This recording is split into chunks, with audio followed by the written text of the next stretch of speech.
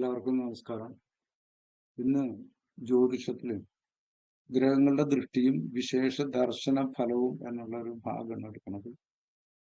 ഗ്രഹങ്ങൾക്ക് 2, 6, 12, 11 ഭാവങ്ങളിലേക്ക് ദൃഷ്ടിയില്ല. മറ്റു രാശികളിലേക്ക് ദൃഷ്ടിയുണ്ട്. 11, 12, 2, 6. അതായത് ആരുടെ ഗ്രഹം നിൽക്കുന്നതിന്റെ ഇരുവശത്തേക്കും 11ലേക്കും 6ലേക്കും ദൃഷ്ടിയില്ല. സൂര്യനും ചൊവ്വയും മേൽപോട്ട് നോക്കുന്നവരും ശുക്രനും ബുധനും കടക്കണ്ണുകൊണ്ട് നോക്കുന്നവരും ചന്ദ്രനും വ്യാഴവും നേരെ നോക്കുന്നവരും ശനിയും രാഹുവും താഴോട്ട് നോക്കുന്നവരുമാണ്.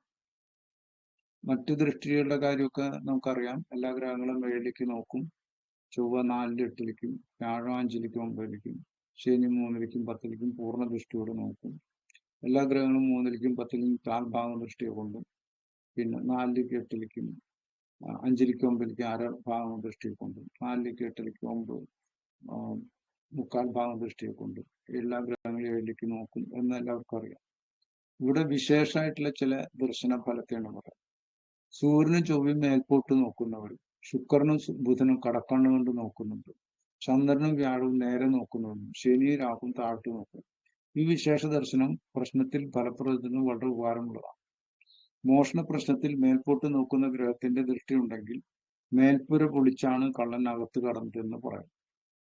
കീഴ്പോട്ട് നോക്കുന്ന ഗ്രഹങ്ങളുടെ നോട്ടമുണ്ടെങ്കിൽ ഭൂമിയിൽ തുരങ്കമുണ്ടാക്കി കടന്നു വന്നു എന്ന് പറയാം. കൺകോണുകളിലൂടെ നോക്കുന്ന ഗ്രഹത്തിന്റെ നോട്ടമാണെങ്കിൽ ഭിത്തിയോ മധുര പൊളിച്ചോ ആണ് വന്നത് എന്ന് പറയാം. നേരെ നോക്കുന്ന ഗ്രഹമാണെങ്കിൽ വാതിലിലൂടെയാണ് വന്നത്. ദ്രവ്യപ്രശ്നം, ഭോജന പ്രശ്നം എന്നിവയിലും പിന്നെ കളവ് പ്രശ്നത്തിലും ഈ ദൃഷ്ടിഫലം ശരിക്കും ഉപയോഗിക്കും. താഴെ നോക്കുന്ന ഗ്രഹങ്ങളെ കൊണ്ട് ദ്രവ്യം ഭൂമിയുടെ താഴെയാണ് വെച്ചിരുന്നത് എന്ന് പറയാം. സമദൃഷ്ടി കൊണ്ട് നിലത്ത് കിടന്നു എന്ന് പറയാം. മുകളിൽ നോക്കുന്ന ഗ്രഹങ്ങളെ കൊണ്ട് മുകളിലായിരുന്നു ദ്രവ്യം വെച്ചിരുന്നത് എന്ന് പറയാം. ഇങ്ങനെ ദ്രവ്യത്തിന്റെ മുഖം ഗ്രഹത്തിന്റെ ദൃഷ്ടിഭാഗത്തേക്കാണെന്ന് പറയാം. ഗ്രഹം മുകളിലേക്ക് നോക്കിയാൽ ദ്രവ്യം മുകളിലേക്ക് മലന്ന് കിടന്നു, അല്ലെങ്കിൽ ചെരിഞ്ഞു കിടന്നു, അല്ലെങ്കിൽ കമന്ന് കിടന്നു എന്നിങ്ങനെ പറഞ്ഞു. കള്ളന്റെ രീതി 7ാം ഭാവത്തിന്റെ അധിപഗ്രഹത്തിന്റെ നടത്തം പോലെയാണ് കള്ളൻ നടന്നത്. 7ാം ഭാവത്തിന്റെ ഗ്രഹത്തിന്റെ നടന്നത് എങ്ങനെയാണ്?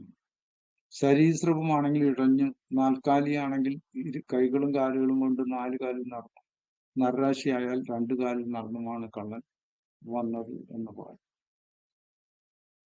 കള്ളന്റെ രീതിനെ ഈ ദൃഷ്ടിയുടെ പ്രത്യേക വിശേഷങ്ങളെ കൊണ്ട് ഏത് തരത്തിലാണ് വന്നത് എന്നാണ്. സരീസൃപ രാശിയാണ് 7ാം രാശിയായിട്ട് വന്നെങ്കിൽ അയാൾ ഇഴഞ്ഞാണ് കള്ളൻ വന്നത്. അല്ലെങ്കിൽ ഏത് ആളെ പറ്റിയാണോ ചിന്തിക്കുന്നത്. ഇപ്പൊ അയാള് ഒരു പ്രവാസിനെ പറ്റി ചിന്തിക്കുമ്പോൾ അയാൾ ഇഴഞ്ഞാണെന്ന് വെച്ചാൽ അയാള് ആരോഗ്യം നശിച്ച് വളരെ കഷ്ടപ്പെട്ട ഒരു അവസ്ഥയിലാണെന്ന് പറയാം. 4 കാലിൽ നടക്കുന്ന വ്യക്തിനെ പറഞ്ഞ പ്രവാസി പ്രശ്നത്തിലൊക്കെ ആണെങ്കിൽ ആരോഗ്യം ഇല്ലാത്തതുകൊണ്ട് വളരെ കഷ്ടപ്പെടുന്നു. ദ്രവ്യസ്ഥിതി 7ാം രാശി വനരാശി ആയാലും അവിടെ ദൃഷ്ടിയുള്ള ഗ്രഹങ്ങളെ കൊണ്ട് കള്ളൻ ദ്രവ്യം കാട്ടിലാണ് നിക്ഷേപിച്ചത് എന്ന് പറയും. വനരാശി എന്ന് പറഞ്ഞാല് ചിങ്ങരാശി, മകരരാശി, വനരാശി. ഗ്രാമരാശിയായാൽ ഗ്രാമത്തിലാണ് ഒളിപ്പിച്ചത്. മുൻപ് ഗ്രാമരാശികള് പിന്നെ വനരാശി പിന്നെ പട്ടണരാശിയൊക്കെ പറഞ്ഞിരുന്നു. അത് ശ്രദ്ധിക്കുക. ജലരാശിയായാൽ പുഴയോരത്തോ കുളത്തിന്റെ കരയിലോ വെള്ളത്തിലാണോ അതിലോ ആയിരിക്കും വെച്ചിരിക്കുക. ആരൂഢരാശി സ്ഥിരമായാൽ വീട്ടിനകത്തായിരുന്നു ദ്രവ്യം, ചരമായാൽ പുറത്തായിരുന്നു ദ്രവ്യം, ഉഭയരാശിയിലായാൽ വാതിലിനടുത്തായിരുന്നു ദ്രവ്യം എന്ന് പറയാം. മുൻപ് ആരൂഢരാശി സ്ഥിരമായാൽ അകത്ത് തന്നെയാണ് ദ്രവ്യം, അത് പോയിട്ടില്ല എന്ന് പറയാം. ചരമായാൽ പുറത്തായിരുന്നു, അത് പോയി. ഉഭയരാശിയായാൽ വാതിലിനടുത്തായിരുന്നു, എന്നുവെച്ചാൽ മധ്യമായിട്ടുള്ള ഒരു സ്ഥലത്ത്. മുൻപ് മറ്റൊരു തരത്തിലുണ്ട്. സ്ഥിരരാശിയായാൽ വീട്ടിനകത്താണ്, ചരമായാൽ അത് കള്ളം കട്ടുകൊണ്ടുപോയി, ഉഭയരാശിയായാൽ അയൽവക്കത്തോ അല്ലെങ്കിൽ കുറച്ച് അകലെ ദൂരെ എവിടെ ഒരു സ്ഥലത്താണ് ദ്രവ്യം എന്നിങ്ങനെ പറയാം. ഇവിടെ മറ്റൊരു വിധത്തിലാണ് പറയുന്നത്. ആരൂഢരാശി ആ ദ്രവ്യം എവിടെയാണ് വെച്ചതെന്നാണ്. വീട്ടിനകത്തായിരുന്നു. ചരമായാൽ പുറത്തേക്ക് പോയി ദ്രവ്യം. ഉഭയരാശിയായാൽ വാതിലിനടുത്ത് വെച്ചു. അതായത് പുറത്തേക്ക് കടക്കണ അവസ്ഥയാണ്. ഊർധമുഖ രാശിയാൽ ദ്രവ്യം മുകളിലായിരുന്നു ഇരുന്നത്. അധോമുഖ രാശിയായാൽ നിലത്തിന് താഴെയായിരുന്നു. തിര്യക്മുഖ രാശിയാൽ നിലത്തായിരുന്നു ദ്രവ്യം വെച്ചിരുന്നത്. ഈ വിധം രാശി, ഗ്രഹം എന്നിവ പറയാം. കള്ളൻ എവിടേക്കാണ് നോക്കിയിരുന്നത്? ഊർധമുഖമായാൽ മുകളിൽ നോക്കി, തിര്യക്മുഖമായാൽ വശങ്ങളിൽ നോക്കി, അധോമുഖ രാശിയാൽ താഴേക്ക് നോക്കി. ഉഭയരാശി ഉദയരാശി തിര്യക്മുഖ രാശിയുടെ അടുത്ത് ആയിരുന്നാൽ വീട്ടിൽ പുറത്തുനിന്ന് കള്ളൻ ദ്രവ്യം കൈനീട്ടി എടുത്തുന്നവർ. അതാ ഉദയരാശി തിര്യക്മുഖ രാശിയുടെ അടുത്ത്.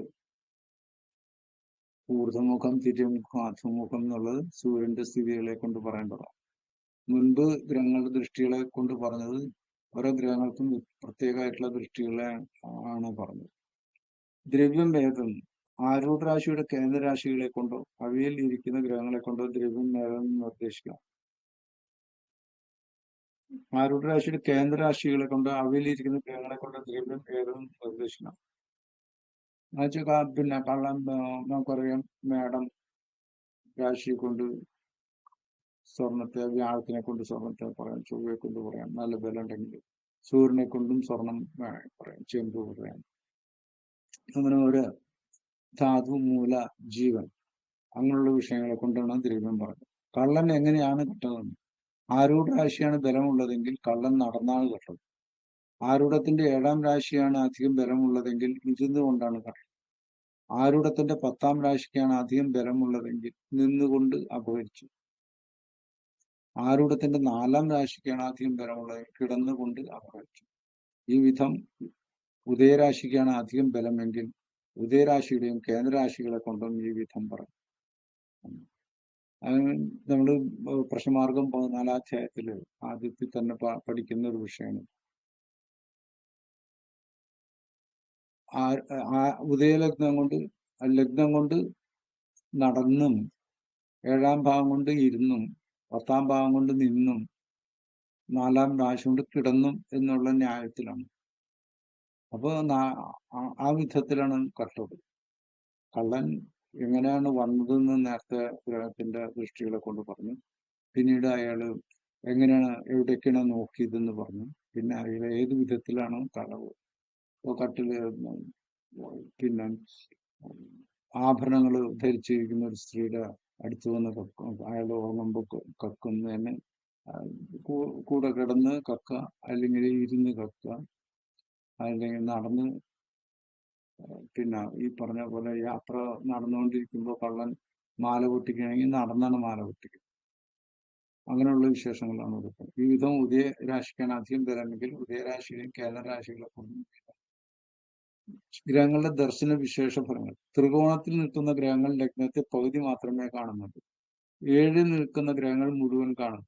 4 8 നിൽക്കുന്ന ഗ്രഹങ്ങൾ ലഗ്നത്തിൽ നിൽക്കുന്ന ഗ്രഹങ്ങളെ 3/4 ഭാഗം മാത്രമേ കാണുന്നു. 10 നിൽക്കുന്ന ഗ്രഹം 1/4 ഭാഗം മാത്രമേ കാണുന്നുള്ളൂ. ഇതിൽ നിന്നും ത്രികോണത്തിൽ നിൽക്കുന്ന ഗ്രഹം പകുതി ഫലം മാത്രമേ നൽകുന്നുള്ളൂ. 7 നിൽക്കുന്ന ഗ്രഹം പൂർണ്ണ ഫലം നൽകും. 4 8 നിൽക്കുന്ന ഗ്രഹങ്ങൾ 3/4 ഭാഗം ഫലം നൽകും. 10 ഗ്രഹം 1/4 ഭാഗം മാത്രമേ നൽകുന്നുള്ളൂ.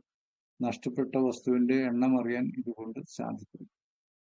ഇങ്ങനെ ഉള്ള വിശേഷങ്ങളാണ് ഇതിൽ പറഞ്ഞ് ദർശന വിശേഷ ഭാഗം. ഇത് കൃഷ്ണീയത്തിൽ നിന്നെടുത്ത ഭാഗം.